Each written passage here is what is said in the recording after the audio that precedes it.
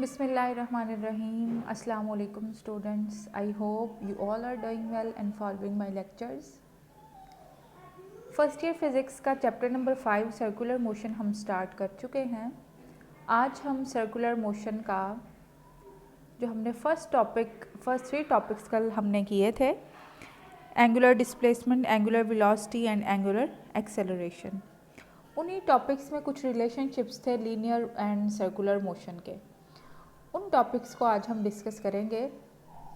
तो फर्स्ट हमारा होगा relationship between linear and angular displacement, relationship between linear and angular velocity, then relationship between linear and angular acceleration.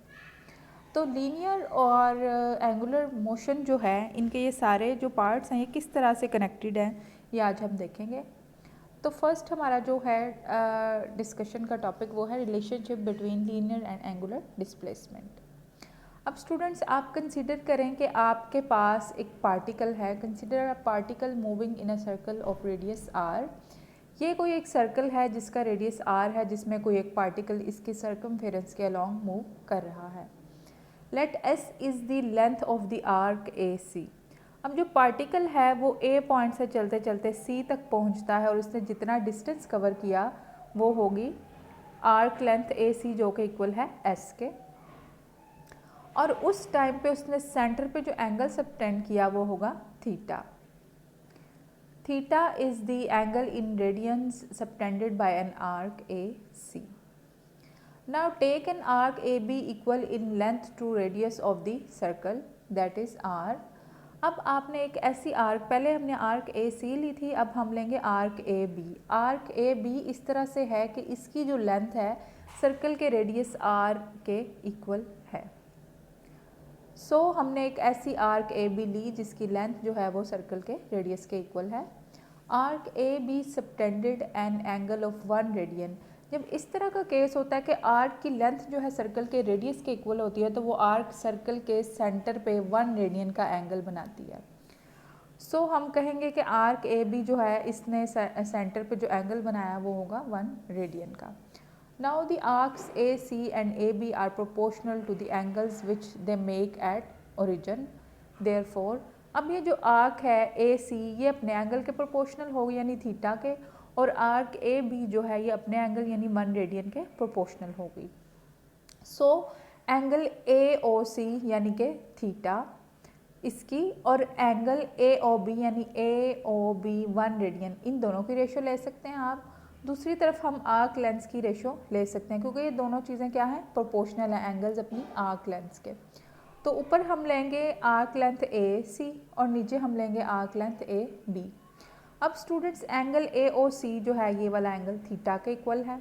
सो इधर हमने theta put किया। Angle A O B जो है 1 radian के इक्वल है, सो हमने यहाँ पे रेडियन पुट कर दिया 1 radian. That is equal to arc A C जो है ये एस लेंथ के इक्वल है, यहाँ एस पुट कर दिया। आर्क ए बी जो है ये रेडियस आर के इक्वल है, यहाँ हमने आर पुट कर दिया। सारी वैल्यूज़ पुट करने के बाद हमने देखा कि जो थीटा है ये इक्वल होगा S over R multiplied by 1 radian, यानी theta is equal to S over R radian के इक्वल होगा, या हम इसको S is equal to are theta लिख सकते हैं। यहाँ पे एस जो है ये लीनियर डिस्प्लेसमेंट है और थीटा जो है ये एंगुलर डिस्प्लेसमेंट है, आर जो है सर्कल का रेडियस है। तो ये होगा relationship between linear and angular displacement, that is s is equal to are theta. Next जो हमारा है वो है relationship between degree and radian, यानी डिग्री और रेडियन के बीच में क्या रिलेशनशिप होगा। अच्छा, relation between degree and radian. The circumference 2 pi r of the circle makes an angle 360 degrees at the centre of a circle. Students हम जानते हैं कि किसी भी सर्कल के अंदर टोटल जो एंगल बनता है डिग्रीज में वो होता है 360 डिग्रीज। सेकेंडली हमें ये भी पता है कि एंगुलर और लीनियर डिस्प्लेसमेंट का जो रिलेशन है s is equal to are theta के इक्वल है। यहाँ से theta is equal to S over r के इक्वल है। ये आर्क अगर हम लें पूरे सर्कल की सर्कमफेरेंस को अगर हम कंसीडर करें तो उस वक्त जो होगी सर्कमफेरेंस वो 2 पाई आर के इक्वल होगी। तो एस की जगह अगर आप 2 पाई आर पुट करें, अगर आपने पूरे सर्कल को ही कंसीडर कर लिया है तो थीटा क्या होगा उस वक्त 360 डिग्रीज होगा। सो अब आपने क्या करना है, यहाँ से नेक्स्ट स्टेप में जब आप जाएंगे तो s की जगह आप पुट कर दें 2πr। यहाँ r से कैंसिल हुआ तो theta is equal to 2π radians के इक्वल हो गया। अब स्टूडेंट्स यहाँ थीटा की जगह आपने 360 डिग्रीज पुट कर देना और इस 2 को आपने नीचे ले आना है। तो इस साइड पे ये r तो r से कैंसिल हो चुका था, यहाँ 2π रेडियन बचा था। अगर 2 हम इस साइड पे ले जाएंगे तो यहाँ सिर्फ पाई रेडियन बचेगा।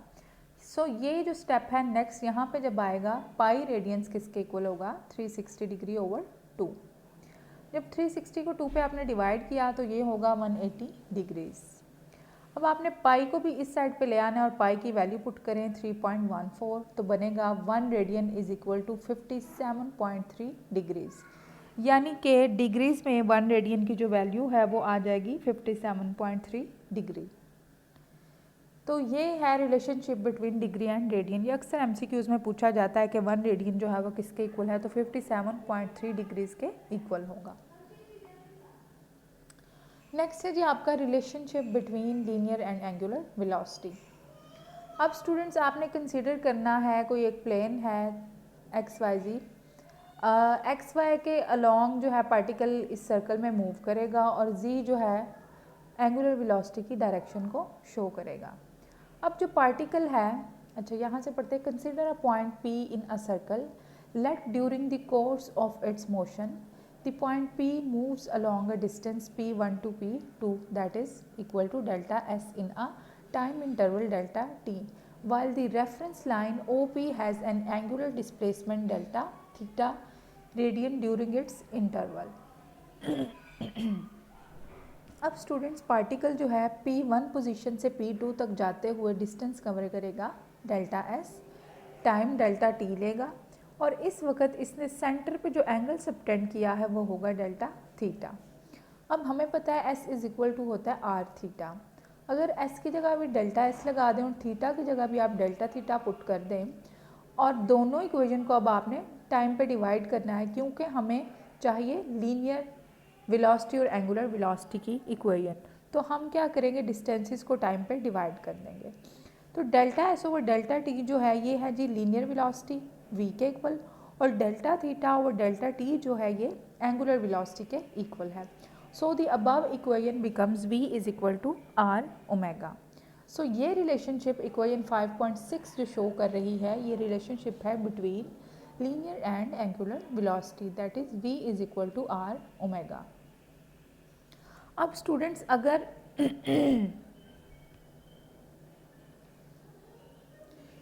फिगर 5.3 के according, in figure 5.3 it can be seen that the point P is moving along the arc P1 P2 in the limit when delta t approaches to 0।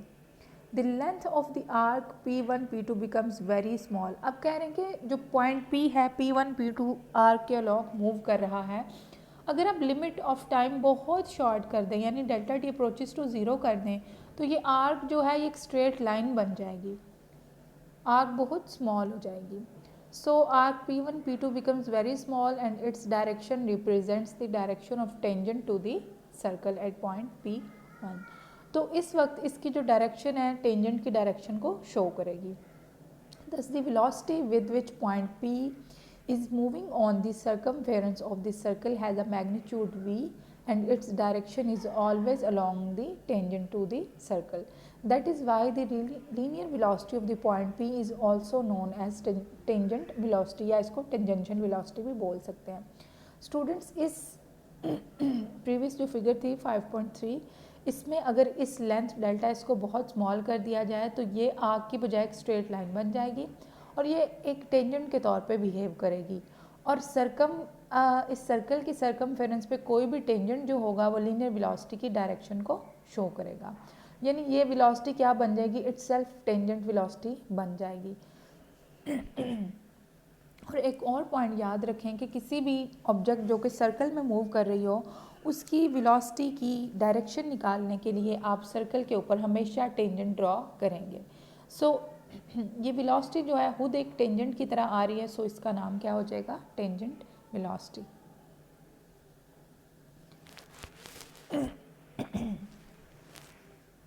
Students next हमारा है relationship between linear and angular acceleration. यानी पिछला हमने देखा कि linear angular displacement में जो relationship आया वो s is equal to are theta के इक्वल आया। देन लीनियर और एंगुलर वेलोसिटी में जो रिलेशन आया v is equal to are omega के इक्वल आया। अब हमने लीनियर और एंगुलर एक्सेलरेशन में भी रिलेशन निकालना है, सो हम इक्वेशन यूज़ करेंगे वेलोसिटी की। As we know that v is equal to are omega. अगर हमने वेलोसिटी में चेंज इंट्रोड्यूस करवाना है तब ही एक्सेलरेशन प्रोड्यूस होगा। सो आप लीनियर वेलोसिटी में भी चेंज इंट्रोड्यूस करवा दें और एंगुलर वेलोसिटी में भी चेंज इंट्रोड्यूस करवा दें। Dividing both sides by delta T V have, delta we को भी डेल्टा टी पे डिवाइड कर दें और डेल्टा ओमेगा को भी आप डेल्टा टी पे डिवाइड कर दें।